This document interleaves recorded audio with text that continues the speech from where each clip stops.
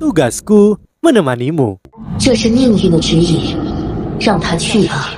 是，主上。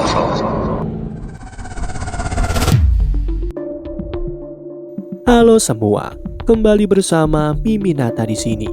Kali ini kita akan menyelam dalam alur cerita novel Solen 3, The Legend of the Dragon King. Sebelum masuk ke dalam cerita, Mimin ingatkan jangan lupa like, comment, and subscribe.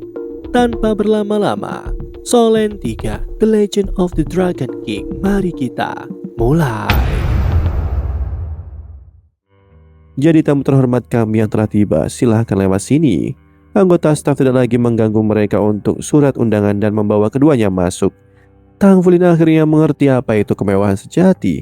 Melewati pintu adalah aula yang terbuat dari kayu putih. Pola keemasan berputar-putar di atasnya seperti bunga yang elegan. Sementara lantainya dilapisi dengan permadani merah yang memiliki sulaman emas di sepanjangnya. Lampu kristal yang melapisi dinding berkilauan di dindingnya. Cahayanya berkilau menarik perhatian para tamu. Tekanan yang tak terlihat membebani Tang Fulin saat dia berjalan menyusuri aula yang megah ini.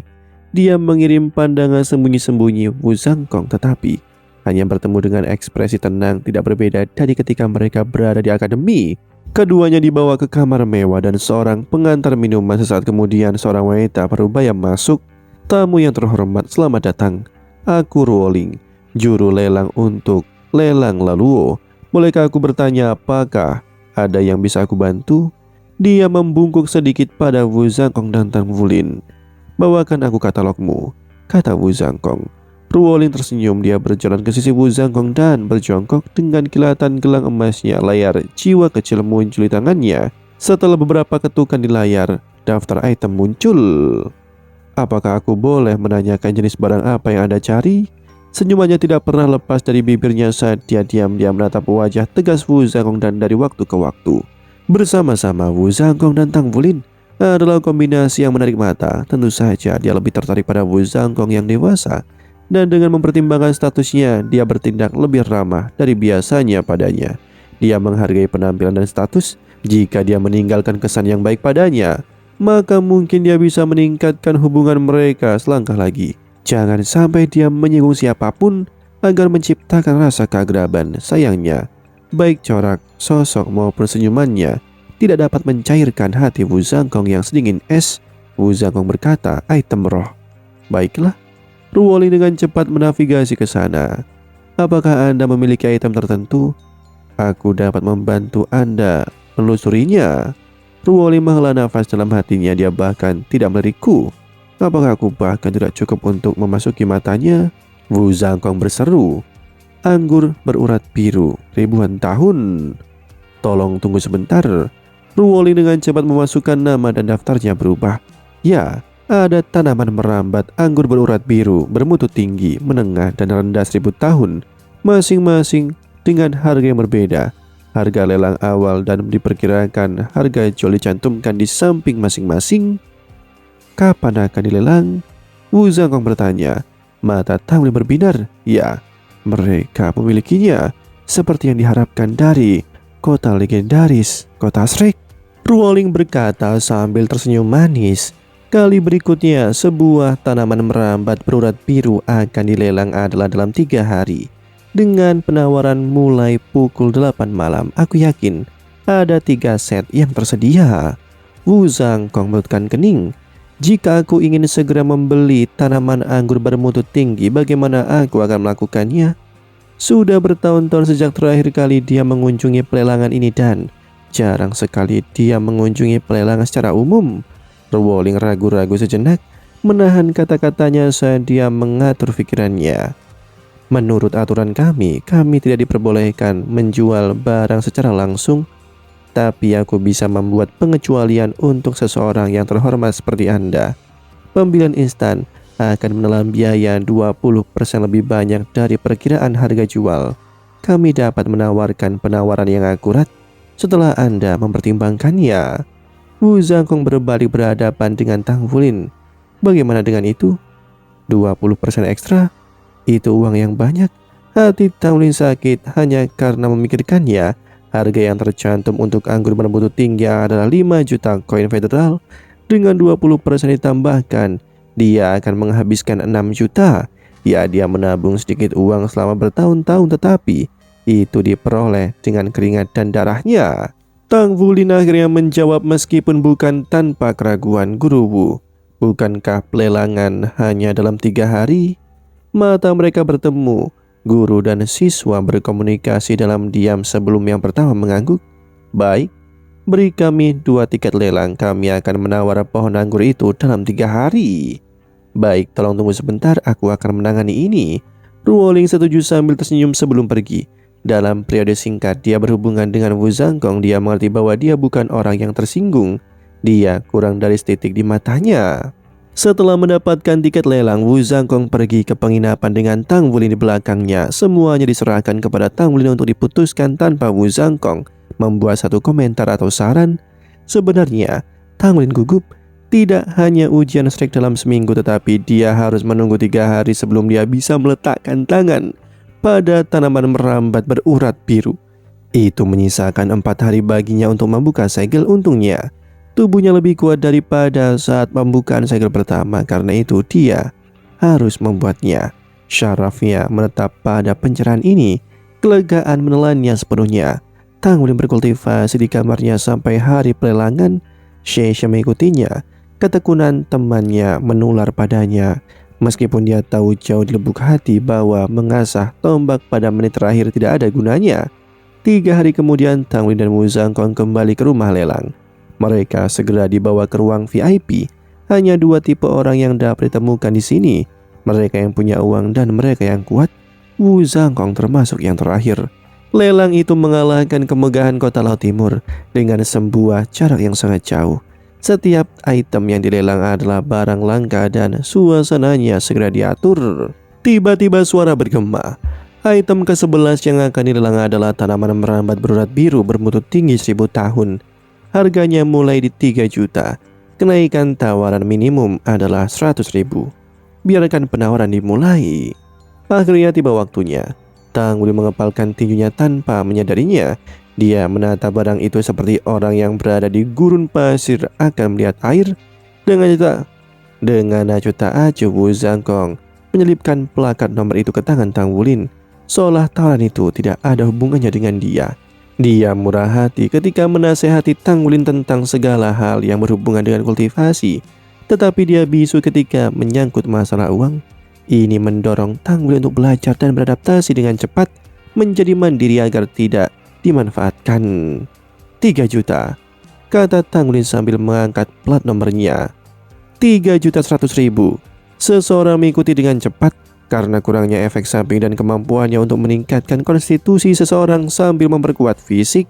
Item itu mahal faktanya. Sangat luar biasa untuk klan besar itu dipandang sebagai kebutuhan. Digunakan untuk memperbesar generasi muda, jadi permintaannya selalu tinggi. 3.500.000, 3.800.000. Harganya terus naik. Tangan Tang Wulin memegang plat nomor menjadi melekat karena keringat.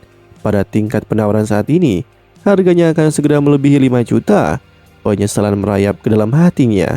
Jika dia tahu ini akan menjadi hasilnya, dia akan membayar 6 juta di muka untuk setiap item dalam program. Harga jual yang tercantum adalah jumlah minimum uang yang dibutuhkan rumah lelang untuk mencapai titik impas. Tang Wulin jarang menghadiri pelelangan dalam hidupnya, karena itu dia tidak mengetahui fakta penting ini. Jika harta karun itu tidak populer, maka harga akhirnya biasanya berkisar di sekitar perkiraan harga jual. Barang-barang dengan permintaan tinggi bagaimanapun seringkali melebihi nilai perkiraan.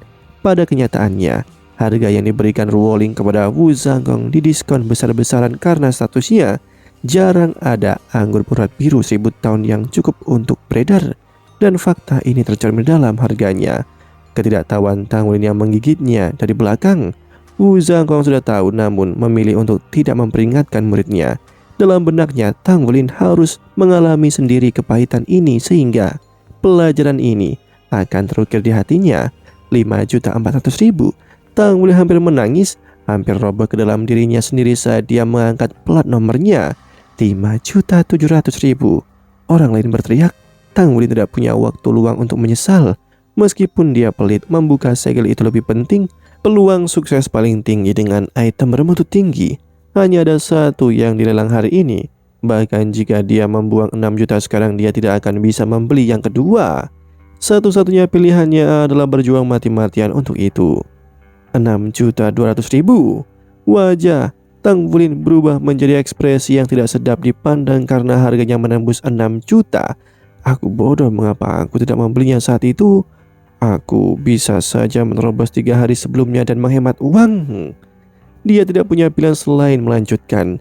6.300.000, 6.500.000, 6.800.000, 7.300.000. Tang Wulin menggertakkan giginya saat pelatnya terangkat sekali lagi. Akhirnya penonton pun hening. Sebuah suara bergema. 7.300.000 sekali, 7.300.000 dua kali, 7.300.000 tiga kali. Terjual. Seluruh tubuh Tang Wulin lemas di kursinya saat palunya berbunyi. 1.300.000. Aku membayar ekstra 1.300.000. Wu Zhangkong menatap matanya dan berkata, aku menunjukkan kepada mereka identifikasiku sebagai master perang hari itu. Barang populer biasanya melebihi perkiraan harga jual. Harga yang kau menangkan hari ini cukup normal. Apakah kau mengerti sekarang? Tang Wulin memaksakan senyum. Aku mengerti, tapi harganya masih menyakitkan. Ayo pergi. Wu Zhangkong tidak menghibur Tang Wulin. Ini adalah pilihan Tang Wulin sendiri. Dengan demikian dia harus hidup dengannya sendiri. Tidak ada gunanya menyalahkan orang lain. Dia tidak memberitahu Tang Wulin ini secara eksklusif dan malah memilih untuk memberinya pelajaran ini melalui tindakannya. Tang Wulin gemetar karena penyesalan saat dia membayar tagihan. Dia telah mendapatkan sekitar 14 juta koin federasi setelah 3 tahun kerja keras. Pohon anggur menghabiskan setengah dari seluruh tabungannya. Jika bukan karena peluangnya yang tinggi untuk berhasil dalam pembukaan segelnya yang akan menghemat beberapa biaya material, dia akan batu cairan merah di tempat. Jumlah tabungannya yang tersisa adalah bayangan menyedihkan dari dirinya yang dulu. Setelah menyimpan item itu di cincin penyimpanannya, Tang Wulin mengikuti Wu Zhangkong naik taksi. Wu Zhangkong bertanya pada Tang Wulin, apa kamu langsung menggunakan benda-benda roh itu setelah kita kembali? Tang Wulin masih merupakan gambaran kegelisahan banyak uang. Aku menghabiskan banyak uang. Aku praktis membakar uang untuk membuka setiap segel. Satu-satunya kenyamanannya adalah peningkatan kekuatannya setiap membuka segel. Jika bukan karena itu, uangnya akan terbuang percuma. 3 tahun memenuhi pesanan pandai besi memuncak menjadi hanya 4 item roh. Jika bukan karena itemnya, dia akan mampu mempelajari langkah bayangan hantu.